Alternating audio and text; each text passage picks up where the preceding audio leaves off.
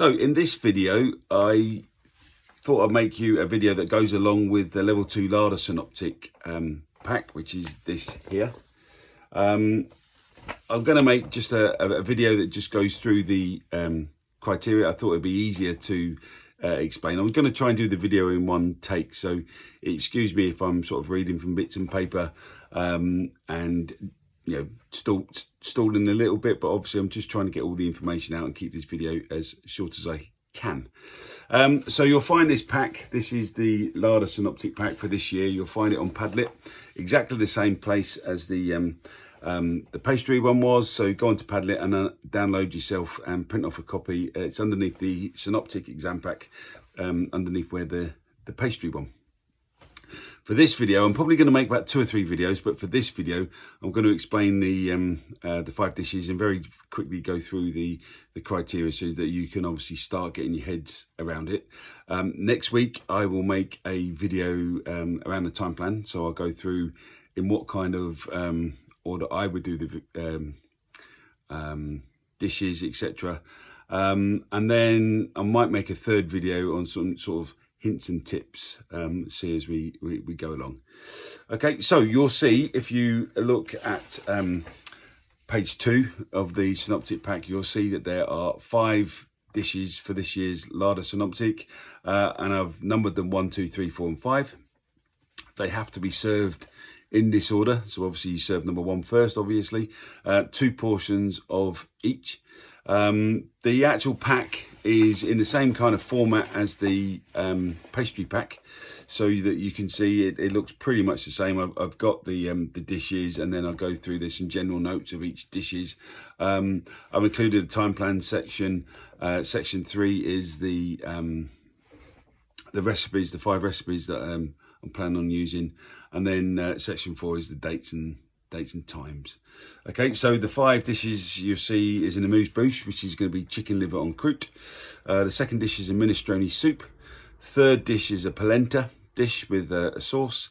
The 4th one is a poached fillet of place Bercy, and the 5th one is a stuffed pork loin with carrots and potatoes, and also served with a sauce.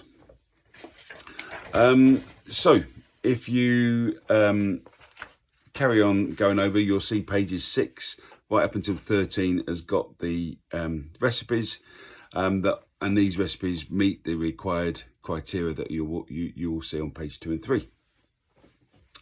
On page 6, which is the chicken liver en croûte, to be honest, I don't really see any changes you can make with this. This recipe does exactly what the criteria asks you to do. It's obviously offal. Remember, the offal has to be the main ingredient, so make sure you showcase the chicken livers.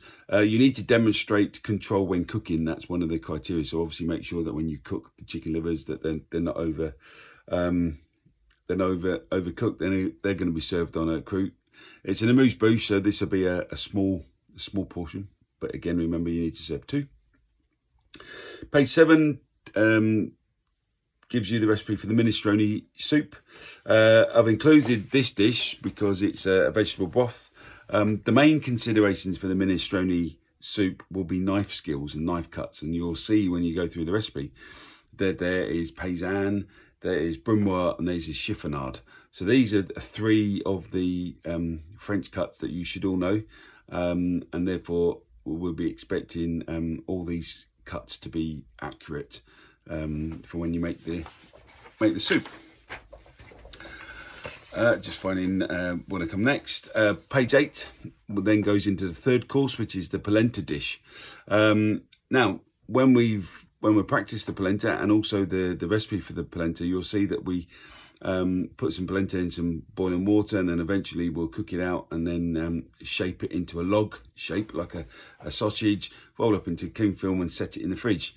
You can shape it in any form you want to. You obviously still have to form the polenta in the same way as the recipe, but if you wanted to do it in a circular shape or any other shape, then that's up to you. Personally, I think the log shape is great. And then obviously once we come to cooking that or finishing off the dish, we'll take the cling film off the log polenta, cut it into thick scallops, and then pan fry them and serve them with a sauce. You can obviously panne if you wish to, if you wanted to panne instead of pan frying. And again, you can obviously, like I've already said, you can do any shape you want. With the sauce I've included in the recipe is an arrabbiata sauce, which is a tomato and chili sauce. Again, you can cut down on the chili and change that around if you wanted to. You can make any sauce, but I will only be ordering the ingredients for the arrabbiata. So if there is a different sauce that you wanted to make, you may well have to provide them ingredients yourself. And remember that if you do provide your own ingredients, that doesn't necessarily change your grade. It doesn't mean you get a higher or lower grade to somebody who doesn't bring in their own ingredients.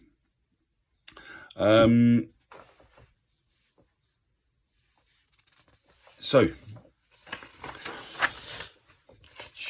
page 10 obviously goes through the fish dish, and I'm going to explain a little bit about the fish dish in more detail. You're going to get a whole fish. So you then got to skin and fillet the fish, take off the 4 fillets. Once you've taken each fillet off, then they need to be skinned, it needs to be trimmed up accordingly. I would then season the 4 fillets and then fold them up into a delice. With the fish trimmings, white mirror part and fish bones, obviously make yourself a fish stock. Put the 4 fish delices into a small saucepan, cover them 2/3 up with the stock, and then poach. While that's poaching, take 100 ml of the fish stock, reduce that in a saucepan until there's half the volume left, then add 50 ml of white wine.